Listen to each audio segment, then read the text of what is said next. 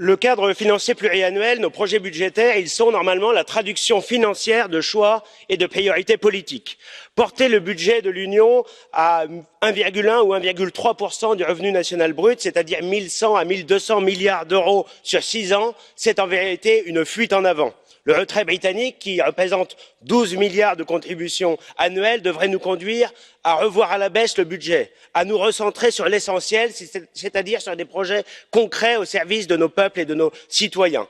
Qu'est-ce que nos citoyens et qu'est-ce que le reste du monde peut penser d'une Union européenne que le Royaume-Uni vient de quitter et qui s'apprête non pas à se remettre en question, mais à se précipiter pour s'élargir à l'Albanie ou à la Macédoine du Nord?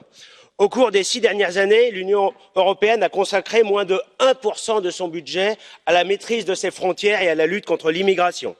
Aujourd'hui, le projet de CFP présenté par la présidence finlandaise et les objectifs de la Commission, ça consiste à sacrifier notre agriculture, moins 17% du budget qui est consacré, et à porter à 25, voire même à 33% le budget